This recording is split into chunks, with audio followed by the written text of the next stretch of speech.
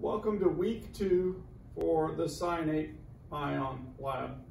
Last week we synthesized potassium cyanate, and so this week we're going to determine the purity of the potassium cyanate by titration, and then we're going to do chromatography with the cyanate ion and 3 halides, iodide, bromide, and chloride. And so we're going to compare those with chromatography. All right, so the first thing that you want to do is weigh your product from last week, and that way you can calculate a percent yield. So don't forget to do that as a first step. And for today's lab, you're going to need at least 0.2 grams, okay? If you don't have 0.2 grams, then I'll have some available. You'll have to check with me to get that, all right? And so, same thing I said last week, we shouldn't touch chemicals with our skin, so be sure that you use good technique. And lastly, when we're doing our analytical methods, we want to make sure that we do our weightings, reading enough significant figures, and our burette readings in the same fashion that we get to the figure that has uncertainty in the calculation. So make sure that you're reading those appropriately. We will grade for that. All right, percent yield, remember to calculate the number of moles of urea used in the reaction and then the moles of potassium bicarbonate, and figure out what your limiting reagent is. And so that's a calculation that we've worked on in class.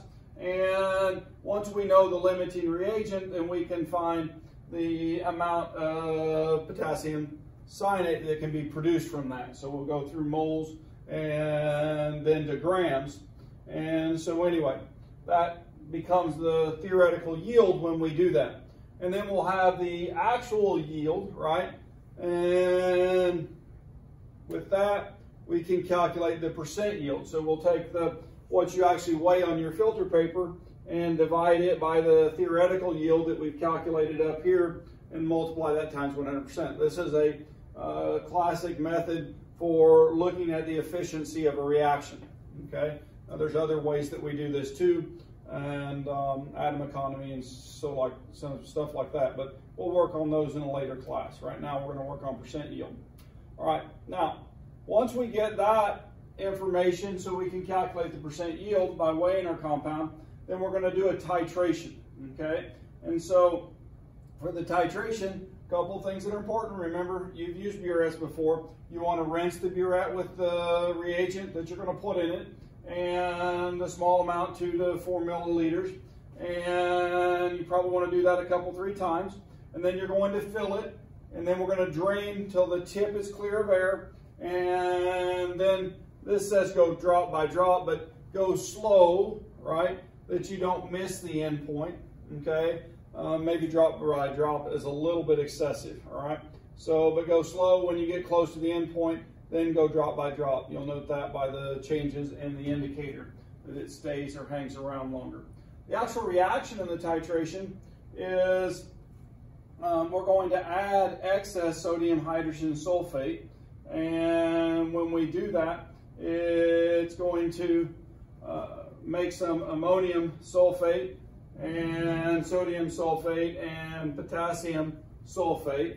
And so we're going to add an excess of that, and then, all right, what we're going to do is titrate the extra sodium hydrogen sulfate that we put in, all right?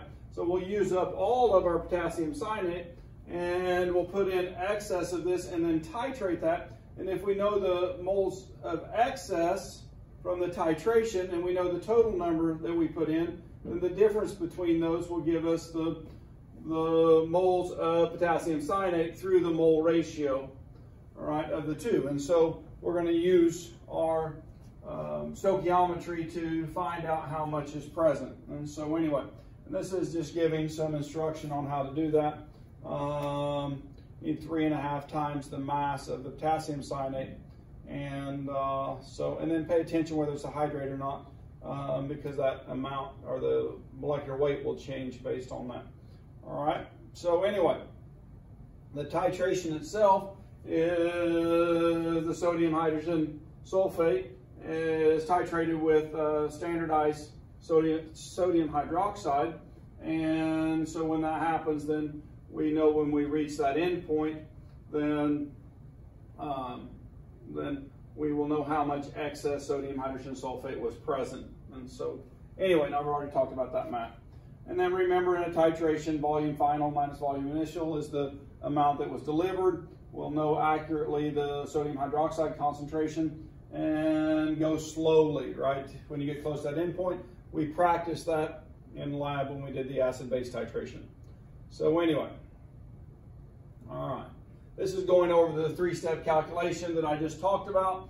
And so if you need some help with that, then you can look here when you get to that place. All right.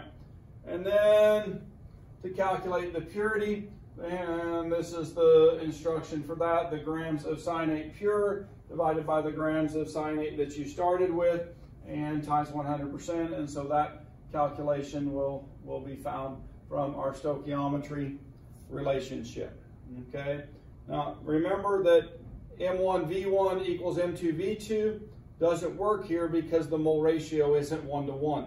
And you should never, in fact, I don't think you should ever use that for a titration. Okay, you should always include the mole conversion step even when it's 1 to 1. So that's Dr. Garrison's advice. Hopefully you will take that to heart. All right, chromatography. The other part of the lab on the analysis is to do chromatography. So what we're going to do is take some chromatographic paper and we're going to set up chromatography. And what we have here is a mobile phase and the stationary phase. And so we'll put a line on a piece of paper, we'll spot that with our ions, and then we'll set it down into the mobile phase. And as the mobile phase moves up the chromatography paper, then the ions will move based on size. And so we'll talk about that. Well, actually, I'm going to have you talk about that in your conclusion that you're going to write for this lab. Okay? And so substances travel at different rates depending on size, shapes, and polarity. And they all have the same charge. And so they have, well, 3 have more of a round structure. One of them is oblong in a tube, and we'll talk about that in terms of the calculation of their volume. But size-wise, they're on a similar scale.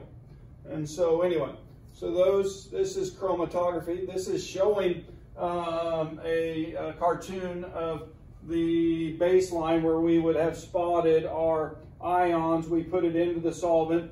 Those traveled, and the solvent made it to here. We took it out, marked the solvent line with a pencil. All right, the baseline should be pencil also. And when we do that, we'll pull it out.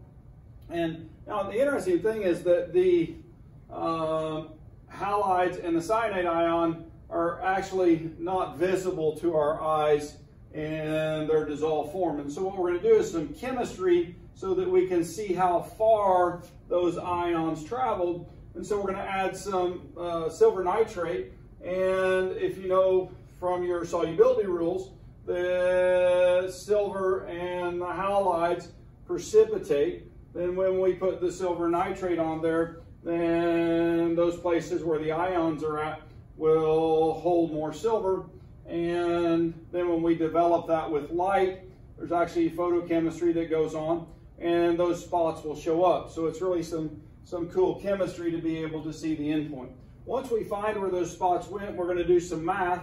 And the math is the distance the ion traveled divided by the distance the solvent traveled. And so that's this calculation up here. And we call that the retention factor, RF.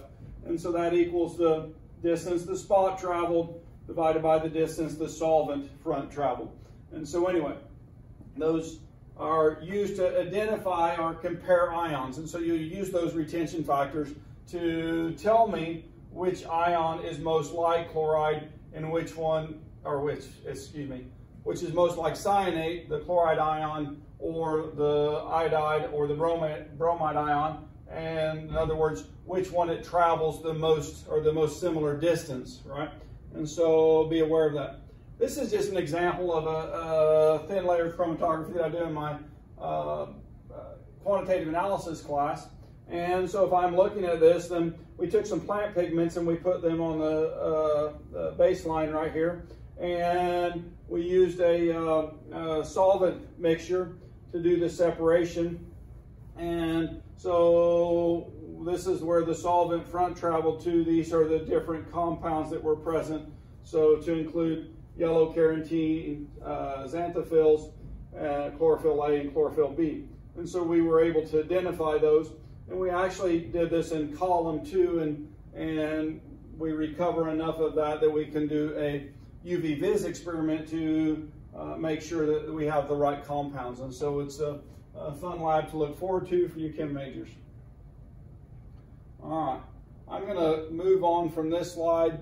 I'm just going to talk a little bit about chromatography that is used for many, many things, and such as wastewater analysis, or this is separation in GC with some derivatized amino acids, and so on. And so it's one of the most valuable procedures for separation in chemistry. All right. To do this, we'll have paper available for you. We're gonna make sure that it fits in the beaker, and only pencil.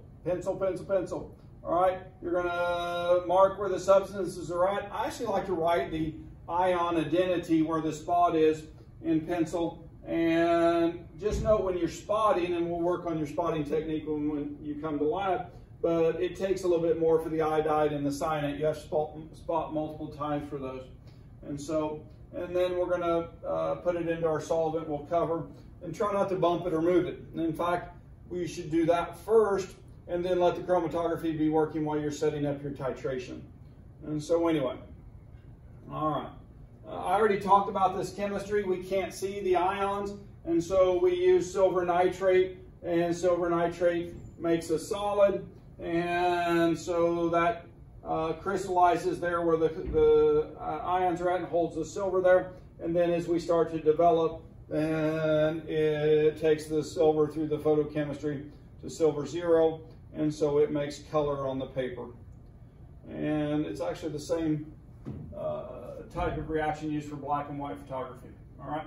So anyway, once you get it done, then you're going to pull it out. Immediately mark your solvent line and circle the spots once you get it developed. Put a mark at the center of that, and then measure your distance to calculate your RF. When you're taking notes, be sure to write observations, write colors, distance values, draw a picture of it and label it. Or if your lab partner lets you, staple it to your lab. And so in some fashion, know that that should be done.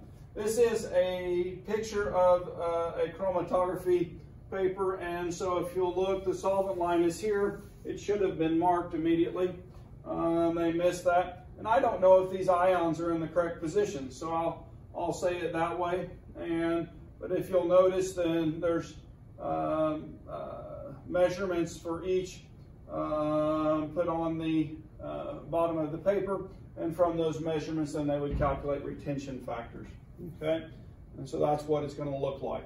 All right, there's another calculation that I ask you to do for this lab, and that's to calculate the volume of the halide ions. And so you're going to use the volume of the sphere equation, and you'll have to look up the ionic radius. I think those are available in your textbook. And then you'll have to calculate the volume of a cyanate ion with the volume of a tube. And so we're going to assume it's a tube 2 angstroms by 6 angstroms. And so this is the equation that you would use to do that. And so be sure that you calculate those volumes. Make sure that all of the calculations are in the same units, right? Now I gave you angstroms here, and angstroms are the classic unit, and that's 10 to the minus 10 meters. The values that you're going to find up here are going to be in nanometers or picometers, but most likely nano. And so remember to put them into the same units in your calculation. Okay, don't forget to do your unit conversion. All right, just hints and tips. All right, don't get too much reagent. Don't put it back in the bottle. Put the cap back on. We've been having trouble with caps being on things. Record your masses. Immediately take your notebook or your handout back to the balance with you. Don't touch chemicals. Record brief procedure as you go, especially if you change something, enough detail that someone could be able to look at this know what you're doing, detailed observations, right? And measure correctly with the device that you're using, okay? All right. Safety. Don't touch chemicals, right? Silver nitrate stains your skins. Wear safety glasses. No eating, drinking, or chewing in lab. No smoking, all right? Even if you're on fire. Clean up spills immediately. Don't leave messes for someone else, okay? Don't leave messes, all right. When you are done, please give your potassium cyanate to me. We'll have a bottle going of that. And the titration solution, the excess sodium hydroxide, they can go down the drain. And alcohol and water need to go in a separate container. And the acetone from your chromatography, we're going to put in the organic waste container in the hood that says non-halogenated organic waste. It's labeled yellow. It has a funnel on top of it. Be sure to open the lid of the funnel to pour and then close the lid, okay? So that's waste disposal. Now, there's one other thing I want to talk about. I've put in this lab presentation a sample conclusion. So I'm going to ask you to write a sample conclusion, and where you should start is with the purpose. And so, did you prepare a sample? All right. And what is your evidence about the purity? And use numbers. And then which ions are most like the cyanate ion? And so, if you'll look, there are multiple pages of conclusion here. And so, those should help you to write. Now, I don't want you to copy this exactly. I want you to phrase it in your words, but this gives you a place to start. And so, I'll see you in lab.